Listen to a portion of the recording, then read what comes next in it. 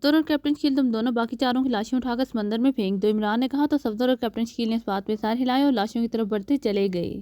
عمران نے سمندر کا جائزہ لیا اور پھر وہ مڑ کر تیز سے چلتا ہوا اس کیبن کی طرف بڑھتا چلا گیا جس میں تنویر زخمی اور بے ہوش آدمی کو لے گیا تھا۔ تنویر نے اس آدمی کو ایک کرسی پر رسی سے باندھ دیا تھا اور اسے ہوش میں لانے کے لیے اس کا منہ اور ناک دبا رہا تھا۔ کچھ ہی دیر میں اس آدمی کے جسم میں حرکت کے آثار نمودار ہوئے تو تنویر نے اس کے منہ اور ناک سے ہاتھ ہٹا دیے۔ تم باہر جاؤ، عمران نے سرد لہجے میں کہا۔ تو تنویر سے گھورتا ہوا مڑا اور کیبن سے باہر نکلتا چلا گیا۔ اسی لمحے نوجوان کو ہوش آ گیا۔ کیا مطلب، یہ سب کیا ہے؟ تم نے مجھے کیوں باندھا ہے؟ اور میرے ساتھی ہوش میں آتے ہی اس نے بری طرح سے چیختے ہوئے کہا۔ اس نے اٹھنے کی کوشش کی لیکن دوسرے لمحے اسے معلوم ہو گیا کہ وہ کرسیوں پر رسیوں سے بندھا ہوا ہے۔ تمہارے تمام ساتھی ہلاک ہو چکے ہیں، ہماری لانچ گن شپ ہے، ہم نے میزائل گنوں سے تمہاری تینوں لانچوں کو تباہ کر دیا ہے، اب تم صرف زندہ ہو، عمران نے سرد لہجے میں کہا۔ تو وہ آدمی چونک پڑا اور اس کے چہرے پر خوف کے تاثرات نمایاں ہو گئے۔ تب تم نے تینوں لانچیں تباہ کر دیں، یہ کیسے ممکن ہے؟ اس نے ہکلاتے ہوئے کہا۔ ہم ناممکن کو ممکن کرنا جانتے ہیں، اگر ہم نے تمہاری تینوں لانچوں کو تباہ نہ کیا ہوتا تو تم اس طرح بندھی ہوئی حالت میں نہ ہوتے اور میں تمہارے سامنے اطمینان کے ساتھ کھڑا نہ ہوتا، عمران نے کہا۔ تم کیا چاہتے ہو؟ اس آدمی نے خوف بھرے لہجے میں کہا۔ کیا تمہارا تعلق کوسٹ گارڈ سے ہے؟ عمران نے پوچھا۔ نہیں، ہم نے کوسٹ گارڈ کی طرز کی لانچیں بنائی ہوئی ہیں اور ہم ان میں ایسے ہی گھومتے پھرتے ہیں جیسے ہمارا تعلق کوسٹ گارڈ سے ہو۔ اس علاقے میں کوسٹ گارڈ کی ایک بھی لانچ موجود نہیں ہے، اس آدمی نے جواب دیا۔ کیا مطلب، تمہیں ایسا کرنے کی کیا ضرورت ہے؟ عمران نے حیرت بھرے لہجے میں کہا۔ ہمیں یہاں ہر وقت نہیں آتے، ضرورت اور کسی مشن کی تکمیل کے لیے آتے ہیں اور اپنا کام کر کے نکل جاتے ہیں۔ کوسٹ گارڈ کی لانچیں دیکھ کر دوسرے اسمگلر ہم سے دور رہتے ہیں اور ہمیں اپنا کام کرنے میں آسانی ہوتی ہے۔ ہم یہ لانچیں لے کر مخصوص علاقوں تک جاتے ہیں اور کوسٹ گارڈ سے دور رہتے ہیں اور بس، اس آدمی نے جواب دیا۔ مشن سے تمہاری کیا مراد ہے؟ عمران نے پوچھا۔ ان لانچوں کے ذریعے ہم سامان اپنی مخصوص لانچوں تک پہنچاتے ہیں اور ان لانچوں میں لایا ہوا سامان لے کر مخصوص ٹھکانوں تک پہنچاتے ہیں، اس آدمی نے کراہتے ہوئے کہا۔ تو تم کوسٹ گارڈ کی لانچوں میں اسمگلنگ کرتے ہوئے؟ عمران نے کہا۔ ہاں، اس آدمی نے جواب دیا۔ تو پھر تم نے ہمیں کیوں گھیرا تھا؟ عمران نے گراتے ہوئے کہا۔ کمانڈر کے حکم سے اور اسے تمہاری لانچ کو گھیرنے کے لیے ہمارے باس نے حکم دیا تھا، اس آدمی نے جواب دیا۔ کیا نام ہے تمہارے باس کا؟ عمران نے پوچھا۔ بلیک وولف، وہ ماسٹر گروپ کا باس ہے، اسی نے کمانڈر کو کال کر کے اور اس لانچ کے بارے میں بتایا تھا۔ کاش اس نے یہ نہ کہا ہوتا کہ تمہیں زندہ پکڑ کر لانا ہے، باس تم سب کو زندہ گرفتار کرا کر اپنے ہاتھوں سے ہلاک کرنا چاہتا تھا، اس نے کراہتے ہوئے جواب دیا۔ تمہارا نام کیا ہے؟ عمران نے پوچھا۔ فرانک، میرا نام فرانک ہے، اس آدمی نے ڈوبتے ہوئے لہجے میں کہا۔ اس کی دونوں ٹانگیں گولیوں سے چلنی تھی جس سے حادثہ خون کا اخراج ہو رہا تھا، اس لیے خون کی کمی کے باعث اس پر نحقاہت اور غنودگی سے طاری ہو رہی تھی۔ تنویر، میڈیکل باکس لاؤ نیچے سے، جلدی کرو، عمران نے چیخ کر کہا۔ چونکہ کیبن کا دروازہ کھلا ہوا تھا اس لیے باہر موجود تنویر نے اس کی آواز سن لی اور پھر وہ تیزی سے ایک طرف دوڑتا چلا گیا۔ تھوڑی ہی دیر میں اس نے نیچے سے میڈیکل باکس لا کر عمران کو دے دیا۔ عمران کے ہاتھ تیزی سے چلنے لگے۔ اس نے پہلے فرانک کو جواب دیا جو تقریباً اب نیم بے ہوش سا ہو چکا تھا۔ یکے بعد دیگرے 2 انجیکشن لگائے تو اس کا درد ہوتا چہرہ بحال ہونے لگا۔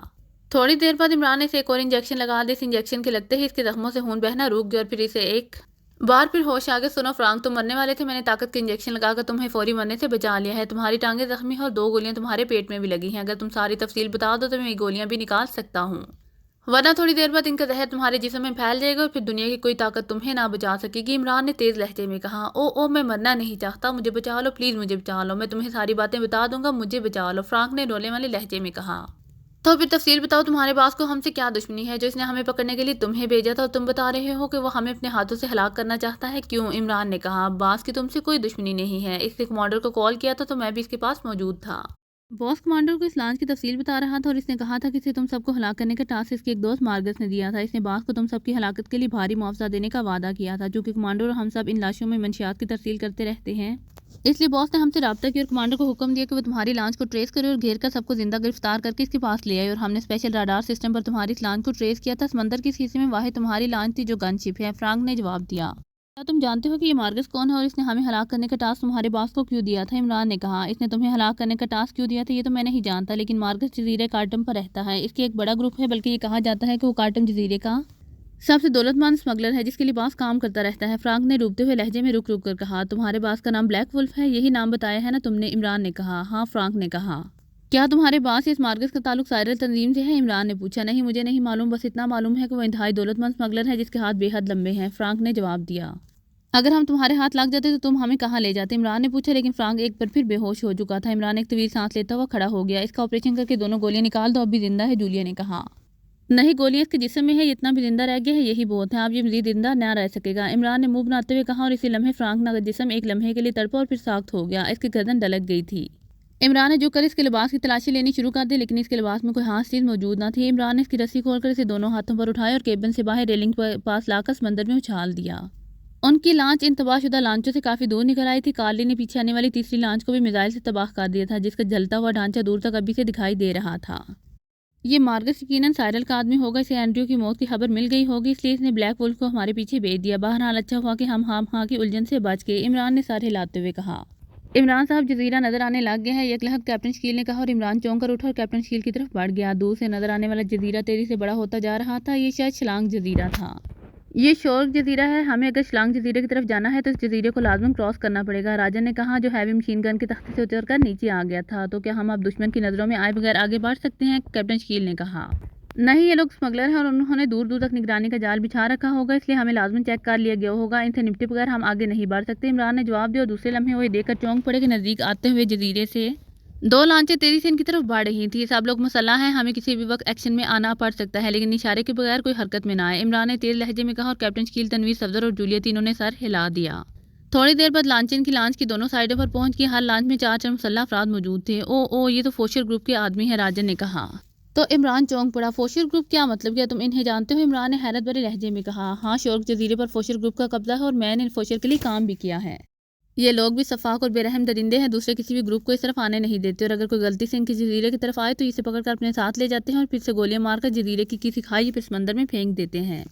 راجن نے کہا۔ گڈ شو، تم تو کافی کارآمد ثابت ہو رہے ہو، اور بتاؤ کیا جانتے ہو اس فوشر کے بارے میں؟ عمران نے کہا۔ وہ ایک بحری قزاق ہے، خوبصورت لڑکیاں اور دولت اس کی کمزوری ہیں، اس کا دور کا ایک رشتہ دار ہے جسے یہ انکل ٹام کہتا ہے، اور انکل ٹام کے لیے کچھ بھی کر سکتا ہے کیونکہ اس کے ماں باپ بچپن ہی میں مار گئے تھے اور انکل ٹام نے ہی اسے پالا تھا۔ انکل ٹام بلا کے شراب نوش ہے، وہ بھی ایک نمبر کا بدماش ہے اور اسے اپنے چند ساتھیوں کی مدد سے لڑکیاں اغوا کر کے بھجواتا رہتا ہے جنہیں یہ دوسرے جزیروں کے عیاش بدماشوں کے اڈوں پر فروخت کرتا ہے۔ اس کا اصل دھندا یہی ہے، راجن نے کہا۔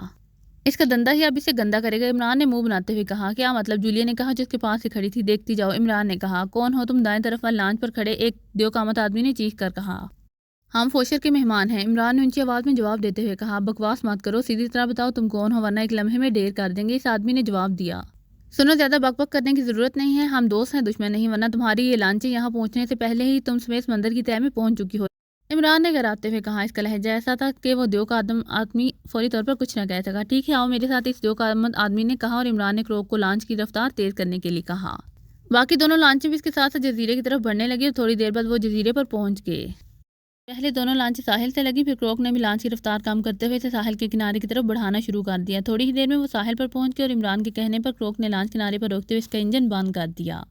فوشر کو یہیں بلاؤ، اسے کہو کہ تمہارے انکل ٹام نے تمہارے لیے دنیا کا سب سے قیمتی تحفہ بھیجا ہے، عمران نے ساحل پر اترتے ہی دیوقامت سے کہا۔ نہیں باس، یہاں نہیں آ سکتا، تمہیں اس کے پاس جانا ہوگا، دیوقامت نے ہونٹ چباتے ہوئے کہا۔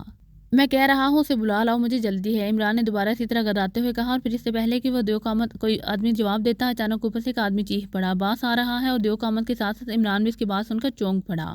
اور پھر چند لمحوں بعد جزیرے کی چٹان پر ایک لمبے قد کا آدمی نظر آیا، اس نے سیاہ رنگ کا چست لباس پہنا ہوا تھا، اس کے ساتھ 2 مسلح افراد بھی تھے۔ کون ہے یہ اسکاٹ، اور تم انہیں یہاں کیوں لے آئے ہو؟ گولیاں مار کر تم انہیں وہیں ہلاک کر دیتے، اس نے آتے ہی چیخ کر کہا۔ تمہارا نام فوشر ہے؟ عمران نے پوچھا۔ ہاں، میرا نام فوشر ہے، کون ہو تم اور مجھے کیسے جانتے ہو؟ فوشر نے چونک کر عمران کی طرف دیکھتے ہوئے کہا۔ فائر، عمران نے یک لحظت چیخ کر کہا۔ دوسرے لمحے کیپٹن شکیل، صفدر اور تنویر کے ہاتھوں میں پکڑی ہوئی تمام گنیں ترترا اٹھیں اور پلک جھپکنے میں فوشر کے تمام ساتھی چھلنی ہو کر گر پڑے۔ فائرنگ ہوتے ہی فوشر نیچے گر گیا تھا، اس کی ٹانگوں پر معمولی زخم آئے تھے۔ نیچے گرتے ہی عمران نے اسے گردن سے پکڑا اور اسی طرح اٹھا کر کھڑا کر دیا کہ فوشر کی آنکھیں حیرت سے پٹی کی پٹی رہ گئی۔ ماما، میں سمجھا نہیں کہ تم چاہتے کیا ہو، میرے آدمی دوسرے جزیرے پر گئے ہیں ورنہ شاید تم یہاں تک بھی نہ پہنچ سکتے، فوشر نے ہونٹ چباتے ہوئے کہا۔ اس کا لہجہ بری طرح الجھا ہوا تھا۔ جزیرے پر تمہارے کتنے آدمی ہیں؟ عمران نے یک لحظت سرد لہجے میں پوچھا۔ اس وقت تو وہاں صرف ایک آدمی ہے، بتائے تو ہے، میرے آدمی دوسرے جزیرے پر گئے ہوئے ہیں، فوشر نے کہا۔ بس اتنا ہی پوچھنا تھا، اب تم چھٹی کرو، عمران نے ایک بار مسکراتے ہوئے کہا، اور دوسرے لمحے عمران کا ہاتھ بجلی کی سی تیزی سے گھوما اور فوشر چیختا ہوا اچھل کر نیچے گرا۔ عمران کا زوردار تھپڑ اس کے چہرے پر پڑا تھا اور پھر اس سے پہلے کہ وہ اٹھتا عمران کی مشین گن تڑتڑائی اور فوشر وہیں پڑے پڑے بری طرح تڑپنے لگا، جیسے مچھلی پانی سے باہر تڑپتی ہے۔ چند لمحوں بعد وہ ساخت ہو گیا، اس کا سینہ گولیوں سے چھلنی ہو چکا تھا، اسے اٹھا کر سمندر میں پھینک دو تنویر، عمران نے اپنی لانچ کی طرف بڑھتے ہوئے تنویر سے کہا، اور تنویر تیزی سے اس کی طرف بڑھا اور چند لمحوں بعد فوشر کا مردہ جسم سمندر میں تیر رہا تھا۔ چلو کروک، لانچ موڑو، اسے چھلانگ جزیرے کی طرف لے چلو، عمران نے کروک سے کہا۔ عمران کے اشارے پر اس کے ساتھی لانچ میں سوار ہو گئے، کروک نے سر ہلاتے ہوئے لانچ کو تھوڑا سا بیک کر کے موڑا اور پھر تیزی سے جزیرے کی سائڈ سے ہوتا ہوا آگے بڑھ گیا۔ ٹیلی فون کی گھنٹی بج اٹھی اور آفس میں بھاری میز کی دوسری طرف پڑی ہوئی اونچی پشت والی ریوالونگ کرسی پر بیٹھا ہوا بدماش اور انتہائی حیران شکل کا مالک بلیک وولف بے اختیار چونک پڑا۔ اس کے ہاتھ میں شراب کی بوتل تھی جسے وہ منہ سے لگا کر شراب پی رہا تھا۔ ٹیلی فون کی گھنٹی سنتے ہی اس نے شراب کی بوتل میز پر رکھی اور ہاتھ بڑھا کر فون کا ریسیور اٹھا لیا۔ بلیک وولف بول رہا ہوں، بلیک وولف نے بے حد سخت اور کرخت آواز میں کہا۔ باس، میں فشر بول رہا ہوں، کمانڈنگ کنٹرول روم۔ دوسری طرف سے اس کے نمبر 2 کی آواز سنائی دی۔ یس، کیا رپورٹ ہے؟ کمانڈنگ کریگ ان مطلوبہ افراد کو پکڑ کر لایا ہے یا نہیں؟ بلیک وولف نے تیز لہجے میں کہا۔ نو چیف، میں اسے کافی دیر سے رابطہ کر رہا تھا لیکن میرا اس سے رابطہ نہیں ہو رہا تھا۔ جب میرا ان سے رابطہ نہ ہوا تو میں نے ایک ہیلی کاپٹر اس طرف روانہ کیا تاکہ وہ ان تینوں لانچوں کا پتہ لگائے، اور ابھی کچھ دیر پہلے مجھے ہیلی کاپٹر کے پائلٹ اسمتھ نے اطلاع دی ہے کہ نارتھ زون سے 30 بحری میل کے فاصلے پر تینوں لانچوں کے جلتے ہوئے ڈھانچے ملے ہیں۔ فشر نے جواب دیا، کیا کہہ رہے ہو؟ تینوں لانچیں تباہ ہو گئی ہیں، لیکن یہ کیسے ممکن ہے؟ دوسری طرف سے فشر کی باتیں سن کر بلیک وولف نے حلق کے بال چیختے ہوئے کہا، میں سچ بتا رہا ہوں باس، تینوں لانچیں تباہ کر دی گئی ہیں اور انہیں میزائلوں سے تباہ کیا گیا ہے۔ فشر نے جواب دیا، او ویری بیڈ، اس کا مطلب ہے کہ یہ کارلی اور اس کے ساتھی انتہائی خطرناک لوگ ہیں جو انہوں نے تینوں لانچوں کو تباہ کر دیا ہے، جس میں بے شمار مسلح افراد موجود تھی، اور اسی لیے مارگس نے اس قدر بھاری معاوضہ دینے کا وعدہ کر لیا تھا، لیکن اب تک تو وہ لوگ شلانگ جزیرے پر پہنچ چکے ہوں گے۔ بلیک وولف نے چیختے ہوئے کہا، باس ابھی بھی اگر ہم چاہیں تو انہیں پکڑ سکتے ہیں۔ شورک جزیرے کے فوشر کو اگر لالچ دے دیا جائے تو یقیناً انہیں پکڑنے میں ہماری بھرپور مدد کرے گا، کیونکہ یہ علاقہ اسی کا ہے۔ فشر نے کہا، لیکن ہم وہاں تک کیسے جائیں گے؟ بلیک وولف نے چیختے ہوئے کہا، باس اگر ہم اسپیشل ہیلی کاپٹر کا استعمال کریں تو ہم آسانی سے ان تک پہنچ سکتے ہیں۔ فشر نے جواب دیا، مگر اس طرح ہم نیوی کے راڈار پر آ جائیں گے اور پھر ہمارے لیے نیوی سے جان چھڑانی مشکل ہو جائے گی۔ بلیک وولف نے کہا، اگر ہم نیچی پرواز کریں اور شمال مشرق کی طرف سے گھوم کر جائیں تو ہم راڈار کی نظروں میں آنے سے بچ سکتے ہیں۔ یہ درست ہے کہ یہ چکر لمبا تو پڑ جائے گا، لیکن بہرحال ہم پہنچ جائیں گے، اور جہاں تک اس کارلی اور اس کے ساتھیوں کا تعلق ہے، یہ لوگ یقیناً جزیرہ کاٹم جا رہے ہیں، اس لیے بلیک وولف نے ان کے ہاتھ میں کا ٹاسک ہمیں دیا ہے، اور شلانگ جزیرہ کے راستے کی طرف سے جانے کا مطلب ہے کہ وہ جزیرہ شلانگ اور اس کے بعد جنگل کے راستے سے ہو کر جزیرہ کاٹم پہنچنا چاہتے ہیں۔ بہرحال اگر ہم فوشر کو راضی کر لیں تو وہ ہمارے ہاتھوں سے بچ نہ سکیں گے، اور اگر یہ لوگ ہمارے پہنچنے تک شورک جزیرہ کراس بھی کر گئے ہوں گے تو تب بھی ہم انہیں جزیرہ شلانگ اور اس کے بعد جنگل میں آسانی سے گھیر سکتے ہیں، صرف ہمیں مخصوص قسم کا اسلحہ ساتھ لے جانا ہوگا۔ فشر نے پوری تفصیل سے منصوبہ بناتے ہوئے کہا، گڈ شو فشر، ریئلی گڈ شو، تمہاری یہ عقل اور منصوبہ بندی نے ہی تمہیں میرا نمبر 2 بنایا ہے۔ ٹھیک ہے، تم جلدی سے ہیڈ کوارٹر پہنچو، میں اسپیشل ہیلی کاپٹر کی تیاری کے انتظامات کرتا ہوں، ہمیں فوراً روانہ ہو جانا چاہیے، فوراً پہنچو، وولف نے تیز لہجے میں کہا، اور ریسیور رکھ کر وہ دوڑتا ہوا کمرے سے باہر نکلا تاکہ فشر اور دوسرے ساتھیوں کے پہنچنے سے پہلے وہ اسپیشل ہیلی کاپٹر کی روانگی کے تمام انتظامات مکمل کر لے۔ پھر تقریباً آدھے گھنٹے کے بعد تیز رفتار ہیلی کاپٹر، جس پر ایک بین الاقوامی کمپنی کا نام لکھا ہوا تھا جو ہیلی کاپٹر فروخت کرنے کے ساتھ ساتھ ان کی سروس رینٹ پر بھی مہیا کرتی تھی، لیکن اس کے باوجود پوچھ گچھ سے بچنے کے لیے وہ براہ راست سمندر کی طرف جانے کے لیے شہر کی شمالی سم سے ہوتے ہوئے ایک لمبا چکر کاٹ کر سمندر پر پہنچے۔ ہیلی کاپٹر سطح سے نیچی پرواز کرتا ہوا تیزی سے آگے بڑھا جا رہا تھا، اتنی نیچی پرواز وہ نیول راڈار سے بچنے کے لیے کر رہے تھے۔ پائلٹ سیٹ پر بلیک وولف کا نمبر 2 فشر موجود تھا، یہ قدرے بھاری جسم کا آدمی تھا جس کی بڑی اور باہر کو ابری ہوئی پیشانی اس کی ذہانت کا پتہ دے رہی تھی، جبکہ سائیڈ سیٹ پر بلیک وولف خود موجود تھا اور پچھلی سیٹوں پر 4 افراد موجود تھے جنہوں نے ہاتھوں میں جدید ساخت کی گنیں پکڑی ہوئی تھی اور ایک بڑا سا تھیلا جس کی زپ کھلی ہوئی تھی ایک سائڈ پر رکھا ہوا تھا، اس میں بھی جدید ساخت کے اسلحے کی جھلک نظر آ رہی تھی۔ ہماری لانچوں کی تباہی کا مطلب ہے کہ ان لوگوں کے پاس بھی انتہائی جدید اسلحہ موجود ہے اور یہ لوگ ہر قسم کا اقدام بھی کر سکتے ہیں، اس لیے ہمیں انتہائی محتاط رہنا ہوگا، بلیک وولف نے کہا۔ ویسے باس یہ لوگ ہیں کون، کس علاقے سے تعلق رکھتے ہیں؟ فشر نے پوچھا۔ معلوم نہیں، نام سے تو ایکریمین لگتے ہیں لیکن ہیں پاکیشیائی ایجنٹ، کیونکہ سائرل نے پچھلے دنوں پاکیشیا سے ایک لڑکی اغوا کی تھی۔ میری اطلاع کے مطابق پاکیشیائی ایجنٹ اسی لڑکی کے لیے یہاں پہنچے ہیں اور انہوں نے سائرل کے خلاف اعلان جنگ کر رکھا ہے۔ مارگس کا سائرل سے ڈائریکٹ رابطہ ہے، اس لیے میرے خیال کے مطابق سائرل نے ان پاکیشیائی ایجنٹوں کو ہلاک کرنے کا ٹاسک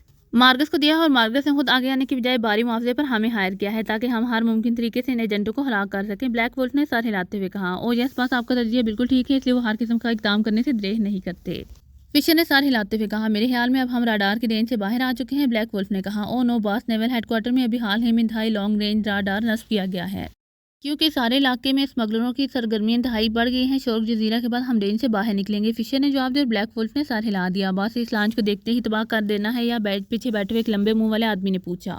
نہیں، ہم نے ان کی لاشیں لے جانی ہے، اس لیے ہمیں ایسا اقدام کرنا ہے جس سے ہم انہیں ہلاک بھی کر سکیں اور ان کی لاشیں بھی صحیح حالت میں واپس لے جا سکیں۔ بلیک وولف نے کہا، تو پھر باس ہمیں کیا کرنا ہوگا؟ اس آدمی نے الجھن بھرے لہجے میں کہا، میں بتاتا ہوں، ہم شورک جزیرہ سے تیز رفتار لانچ لے کر چلیں گے، اس لانچ پر 2 آدمی ہوں گے جبکہ باقی افراد ہیلی کاپٹر پر بلندی پر رہیں گے۔ ہم شلانگ جزیرہ سے ہیلی کاپٹر اس وقت اڑائیں گے جب ہماری لانچ ان کے لانچ کے قریب پہنچ جائے گی۔ ہمارا تیز رفتار ہیلی کاپٹر چند لمحوں میں ان تک پہنچ جائے گا اور پھر ہم بیک وقت اوپر اور نیچے سے ان پر فائر کھول دیں گے، اس طرح وہ یقیناً ختم ہو جائیں گے اور پھر ہم آسانی سے ان کی لاشیں لے کر اس ہیلی کاپٹر پر ہی واپس آ جائیں گے۔ بلیک وولف نے باقاعدہ منصوبہ بندی کرتے ہوئے کہا، اور فشر نے سر ہلا دیا، لیکن یہ صرف اس صورت میں ہوگا اگر وہ لوگ شورک جزیرہ کراس کر کے آگے جا چکے ہوں گے، اور اگر وہ شورک جزیرہ پر موجود ہوں گے تو پھر وہاں جو صورتحال ہوگی ویسا ہی کر لیا جائے گا۔ فشر نے دوبارہ کہا تو بلیک وولف نے سر ہلا دیا۔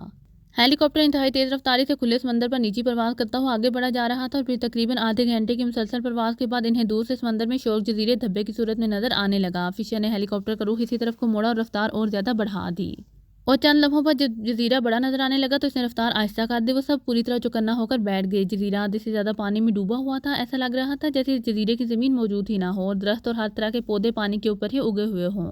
جزیرے پر مکمل خاموشی تھی، ان کے ہیلی کاپٹر کی گڑگڑاہٹ की आवाज़ सुनकर और इसे देख ली जाने के बावजूद जजीरे पर कोई रद्द-ए-अमल ज़ाहिर न हुआ तो फिशर आहिस्ता आहिस्ता हेलीकॉप्टर को जजीरे के गिर्द घुमाने लगा और फिर वो जब इस तरफ पहुंचे जहां लांचें मौजूद थीं तो वो ये देखकर बुरी तरह चौंक पड़े कि 2 लांचों में लाशें पड़ी हुई साफ नजर आ रही थीं और बाकी लांचें खाली थी और फिर इन्हें जजीरे की एक साहली चट्टान पर 2 अफराद की गोलियों से चलनी लाशें और इनके करीब पानी में तैरती हुई फोशर की लाश भी नजर आ गई और फिशर ने जल्दी से हेलीकॉप्टर जजीरे के ऊपर ले जाकर एक मस्ता चट्टान पर उतार दिया। ओ ये सब क्या हो गया? इसका मतलब है कि ये लोग यहाँ सबको खत्म करके आगे निकल गए हैं, ब्लैक वुल्फ ने इधर उधर दौड़ते हुए कहा। ये इस बात फोशर और इसकी साथियों की लाशें देखकर तो यही लग रहा है कि कार्ली और इसके साथ मौजूद पाकिस्तानी एजेंटों ने यहाँ खौफनाक कार्रवाई की है और सबको खत्म करके आगे निकल गए हैं, फिशर ने होंठ चबाते हुए कहा और तेजी से इस लांच पर पहुंच गया जिसमें लाशें पड़ी हुई थी। इसने झुककर एक लाश को हाथ लगाया और फिर खड़ा हो गया। बास लाशें अभी सर्द नहीं हुई, इनके जिस्म अभी गर्म है, जिसका मतलब है कि इन्हें हलाक हुए ज़्यादा देर नहीं हुई है और इसका यह भी मतलब है कि कार्ली और इसके साथ मौजूद पाकिस्तानी एजेंट अभी ज़्यादा दूर नहीं गए हैं। अगर हम तेज़ रफ्तारी से इस तरफ जाएं तो इन्हें आसानी से घेर सकते हैं, फिशर ने लॉन्च से निकलकर जजीरे पर चढ़ते हुए ब्लैक वुल्फ से मुखातिब होकर कहा। लेकिन ये फोशर के पास तो खासा बड़ा ग्रुप था, वो सारा ग्रुप कहाँ गया? यहाँ तो इसके सिर्फ चंद साथियों की लाशें हैं। ब्लैक वुल्फ के लहजे में हैरत थी। मुझे ऐसा लग रहा है बास के फोशर का ग्रुप किसी मिशन पर गया हुआ होगा, इसलिए वो इन्हें कम तादाद में होने की वजह से मार लेने में कामयाब हो गए हैं, फिशर ने कहा। तो चलो फिर देर ना करो, मेरा ख्याल है अगर हमने लॉन्च ली तो फिर हम इन तक पहुंच ना सकेंगे, ब्लैक वुल्फ ने तेज लहजे में कहा। अगर हमें अब लॉन्च लेनी पड़ी तो हम शिलांग जजीरे से लेंगे, हमें फ़ौरन पहुंचना है, फिशर ने कहा और फिर वो सब तेजी से हेलीकॉप्टर पर बैठे और दूसरे लम्हे हेलीकॉप्टर फिजा में बुलंद होता चला गया और तेजी से जजीरे से बाहर आकर फिजा में बुलंद होता गया, जो कि अब राडार चेकिंग वाला खतरा ना रहा था, इसलिए फिशर हेलीकॉप्टर को इतनी बुलंदी तक ले गया कि इस पर मशीन गन और मिसाइल फायर ना हो सके और फिर वो तेजी से जजीरा शिलांग की तरफ बढ़ता गया। इसने रफ्तार पहले से कहीं ज़्यादा तेज़ रखी थी और थोड़ी देर बाद इन्हें जजीरा शिलांग नज़र आने लग गया। कोई लाश नज़र नहीं आ रही, ब्लैक वुल्फ ने गौर से इधर उधर देखते हुए कहा। हो सकता है वो आगे बढ़ चुके हों, हमें पहले जंगल तक देख लेना चाहिए, फिशर ने कहा और चंद लम्हों बाद वो छोटे से जजीरे शिलांग के करीब से होता हुआ आगे बढ़ता चला गया। लेकिन फिर जंगल तक पहुंच जाने के बावजूद इन्हें कोई लाश नजर न आई। लांच कोई सुई ना थी जो खुले समंदर में छुप सकती थी। फिशर के होंठ बेंचे हुए थे। इसने हेलीकॉप्टर की बुलंदी काम की और फिर वो शिलांग जजीरे के ऊपर अजीबो गरीब जंगल के ऊपर उड़ने लगे। वो नहर-ओ-नुमा रास्ते पर भी हेलीकॉप्टर उड़ा रहा था, जिनके किनारे घने और बड़ी बड़ी झाड़ियों से भरे हुए थे और ये रास्ते जिग-जैग अंदाज में आगे जाते हुए दिखाई दे रहे थे। ब्लैक वुल्फ ने अब ताकतवर दूरबीन आंखों से लगा रखी थी और वो बगौर जंगल को चेक कर रहा था, लेकिन जंगल के ऊपर 2 बार चक्कर लगाने के बावजूद जब उन्हें कोई लांच नजर न आई तो इनके चेहरों पर इंतहाई हैरत के साथ साथ सवालिया निशान से उभर आए। आखिर ये कैसे मुमकिन है? लांच कहाँ गायब हो गई है? क्या वो समंदर बर्द हो गई है या इसे कोई आसमान ने उठा लिया है? ब्लैक वुल्फ ने हैरत भरे लहजे में कहा। हमारी लांचों की तबाही के बाद फोशर और इसके आदमियों की मौत का मतलब तो यही है कि वो लोग इधर ही आए हैं, लेकिन फिर कहाँ जा सकते हैं? वो चाहे जिस कदर भी तेज़ रफ्तारी का मुजाहिरा करें, इतनी देर में शिलांग जजीरे के जंगल को तो वो किसी सूरत भी क्रॉस नहीं कर सकते।